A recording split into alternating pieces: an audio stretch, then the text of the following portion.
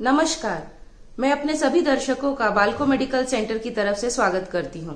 आज हमारे साथ है इस एफबी लाइव सेशन पर है डॉक्टर अनिमेश चौधरी, जो कोविड से जुड़ी जटिलताओं को कैसे मैनेज करे आज हमें बताएंगे। स्वागत है आपका doctor. Thank you. Good evening everyone.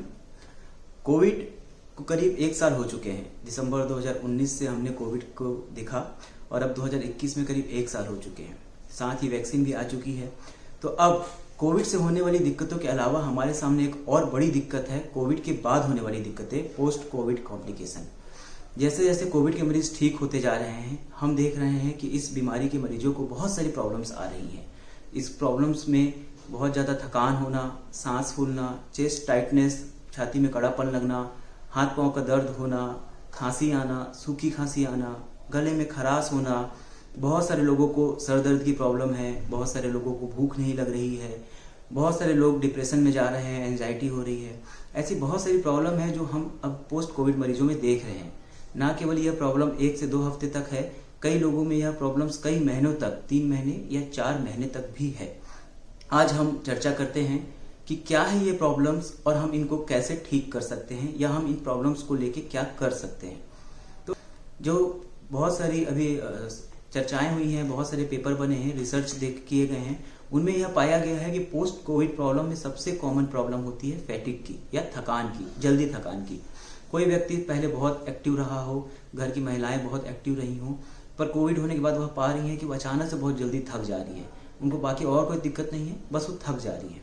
यह सबसे कॉमन प्रॉब्लम है कोविड में। और इसमें यह कहना चाहूंगा मैं कि समय के साथ यह ठीक हो जाती है, पर किसी किसी में यह 3 से 4 महीना भी खिंच जाती है।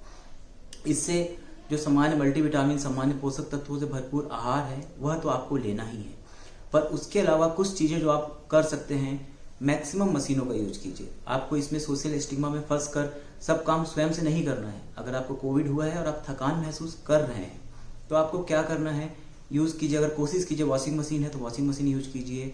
काम करने के लिए दूसरों की सहायता लीजिए। हर काम स्वयं मत कीजिए, जितना हो सके आप टेक्नोलॉजी की सहायता लीजिए। एक और बहुत बड़ी चीज कही गई है इसमें कि जहां तक हो सके सिंगल लेयर के घर में काम कीजिए। मतलब बार बार आप सीढ़ियों में चढ़ना अवॉइड कीजिए जब तक आपकी थकान ठीक नहीं हो जाती। आपका बेडरूम, आपका किचन, सब कुछ एक ही अगर फ्लोर में रहे तो बेहतर है। जितना हो सके सीढ़ियों को चढ़ना उतरना कम करेंगे, जितना हो सके आप वर्क कम करेंगे, तो आपकी फैटिग धीरे धीरे ठीक हो जाएगी। दूसरा एक प्रमुख जो सिम्टम आता है, डिस्निया, सांस लेने में दिक्कत होना। खासकर कोविड में निमोनिया होता है। हैप्पी हाइपोक्सिया के बारे में बहुत बार बातें किए हैं कि कोविड में सांस में ऑक्सीजन लेवल कम हो जाता है और हमें पता भी नहीं लगता है। और उसी तरह कई लोगों को सांस लेने में दिक्कत होती है पर उनको ऑक्सीजन लेवल नॉर्मल रहता है। तो पोस्ट कोविड जो डिस्निया होता है, जो सांस लेने में प्रॉब्लम होती है, वह भी समय के साथ ठीक हो जाती है। पर इसमें अगर आपको पहले से कोई अस्थमा की बीमारी है या कोई हार्ट की बीमारी है, तो आप पहले अपने नजदीकी डॉक्टर से संपर्क करें और यह चेक करें कि कहीं आपकी वह बीमारी बढ़ तो नहीं गई है। अगर बढ़ गई है तो आपको उसके हिसाब से दवाइयां लेना है। इसके अलावा कुछ सोने की पोजीशन है, कुछ सांस लेने की पोजीशन है। जैसे कि अगर आप थोड़ा आगे झुक के बाद सांस लेते हैं या खड़े हैं और पीछे टिक के खड़े हैं, सोते समय साइड में सो रहे हैं, तो इससे भी आपको इस सांस लेने की दिक्कत से काफी आराम आएगा। इसके अलावा आपको जो सामान्य पेन किलर होते हैं, जैसे कि पैरासीटामोल, जो कि सेफ है, आप वह ले सकते हैं। पर कोई भी पेन किलर बिना डॉक्टर की सहायता से कभी नहीं लेना चाहिए। एक सबसे ज्यादा जो मैंने देखा है हमारे आसपास के इलाकों में, वह है सोर थ्रोट, गले में सूखापन। लोगों को लगता है कि बहुत लंबे समय से खांसी आ रही है, आप बहुत देर तक खांसते हैं और उसके बाद आपको एक बलगम जैसा निकलता है, पर गले में मेन जो होता है वह सूखापन होता है। इसको आप कैसे ठीक करेंगे? तो कोई भी दवाई इसमें ज्यादा काम नहीं करती है। यह एक फीलिंग है, गले का सूखापन। सबसे ज्यादा जो इसमें असरदार होता है, गले को लगातार नम रखना, मतलब पानी पीना। पानी पीने का मतलब यह नहीं है कि आप 1 लीटर पानी एक साथ पी जाए। इसका मतलब है सिप सिप करके, जैसे कि मैं अपने मरीजों को बोलता हूँ, घूट घूट करके पानी पियो। जब भी आपको खांसी ऐसा लगे, जब भी गला सूखा लगे, एक एक घूट करके पानी पियो। पानी उपलब्ध नहीं है तो अपनी थूक को, अपनी लार को आप गटकते जाइए। इसके अलावा जो चूसने की दवाइयां आती हैं, जैसे कि बहुत फेमस स्ट्रेप्सिल लोजेंजेस जो आते हैं, आप उनको चूस सकते हैं। बहुत ज्यादा खांसी आने पर आप नजदीकी डॉक्टर से संपर्क कर सकते हैं, वह चेक करेगा, कुछ और दिक्कत तो नहीं है। एक बहुत कॉमन प्रॉब्लम आई है कोविड में, loss of smell, loss of test.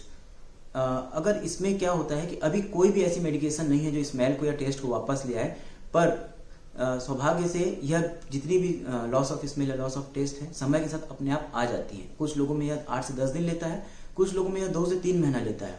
और स्मेल और टेस्ट का जाना एक्चुअली में बहुत दिक्कत करता है, क्योंकि आप अपने आसपास की चीज़ों को महसूस नहीं कर पाते, आप खाने का स्वाद महसूस नहीं कर पाते, जिसके कारण आपकी भूख भी मर जाती है और आप और वीक होते जाते हैं।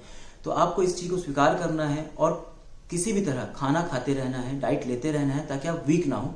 विथ टाइम आपका लॉस ऑफ स्मेल या टेस्ट जो चला गया है वह वापस आ जाएगा। 2 चीज़ें मैं इसमें मेंशन करना चाहूँगा कोविड में, न्यूरोलॉजिकल सिम्टम्स। सबसे पहले डिप्रेशन या एंजाइटी। पोस्ट कोविड डिप्रेशन बहुत कॉमन है और हमारे इंडियन सोसाइटी में हम डिप्रेशन छुपाने के लिए फेमस हैं। नहीं छुपाना है। अगर आप डिप्रेस हैं या आपको डर लग रहा है, कोविड होने के बाद आपको अपने लिए, अपने परिवार के लिए डर लग रहा है, अपने फाइनेंशियल स्टेटस के लिए डर लग रहा है, या आपको दूसरों के रिस्पॉन्स के प्रति डर लग रहा है, बिल्कुल इसके प्रति आप बात कीजिए, अपने डॉक्टर से बात कीजिए, अपने परिवार वालों से बात कीजिए। अगर दवाइयों की जरूरत है तो कुछ समय के लिए आप दवाइयाँ भी लीजिए। यह एक बहुत कॉमन कॉम्प्लिकेशन है और इससे बाहर निकलना सबसे इंपॉर्टेंट है, क्योंकि डिप्रेशन एक बहुत बड़ी बीमारियों की तरफ हमको लेके जाता है, जिसमें अगेन कमजोरी लगना, लॉस ऑफ एपेटाइट, ये सब शामिल होता है। तो post Covid anxiety, post Covid depression, इससे हमको जूझना है और इससे हमको निपटना है। डॉक्टर से बात कीजिए इसके लिए आप। एक नई इम्यूनिटी आई हुई है जिसे हम बोलते हैं brain fog. Brain fog Covid के लिए एक टर्म कॉइन किया गया है। पोस्ट कोविड कई लोगों को याददाश्त खो जाती है, याददाश्त कम हो जाती है, कई बार चीज़ें आपको याद नहीं रहती। तो यह एक डिप्रेशन का भी पार्ट है, यह एक वीकनेस का भी पार्ट है। इसका एग्जैक्ट कॉज अभी हमको नहीं पता और समटाइम्स ये अपने आप रिकवर कर जाता है। तो इसके कोई मेडिसिन अभी उपलब्ध नहीं है, बस एक काउंसलिंग की ज़रूरत है। आपको यह चीज़ समझना है कि बाकी पोस्ट कोविड कॉम्प्लिकेशन की तरह यह भी ठीक हो जाएगा।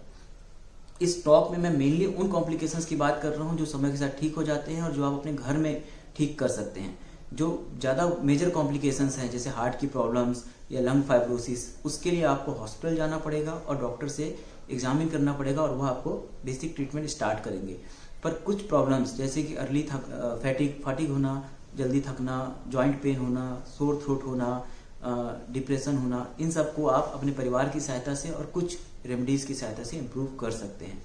एक और मेजर प्रॉब्लम जो मैं यहाँ पे बोलना चाहूँगा, बालों का झड़ना। पोस्ट कोविड बहुत सारे लोगों में हम देखें कि बाल झड़ते हैं। तो यहाँ पे ये बात समझिए, किसी भी मेजर बीमारी के बाद, किसी भी सीवियर बीमारी के बाद अप्रॉक्सीमेटली 2 से 3 महीने के बाद बाल झड़ते हैं। यह बहुत कॉमन है। यह बालों का झड़ना प्रेगनेंसी, किसी भी स्ट्रेस, डाइवोर्स होना, इवन मैरिज होना, इसके बाद भी कॉमन है। हमारे शरीर में जो कभी भी कोई मेजर आता है, मेजर स्ट्रेस होता है, तो उस मेजर स्ट्रेस के बाद 2 से 3 महीने के बाद कुछ बाल झड़ते हैं। वो बाल समय के साथ वापस आ जाते हैं। This is very common phenomena और ये हमेशा से होता आया है। इसके लिए आपको परेशान होने की जरूरत नहीं है।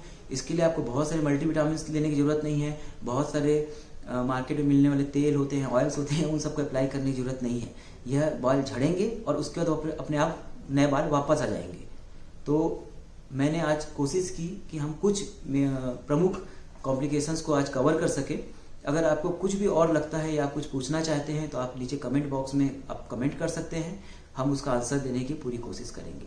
Thank you.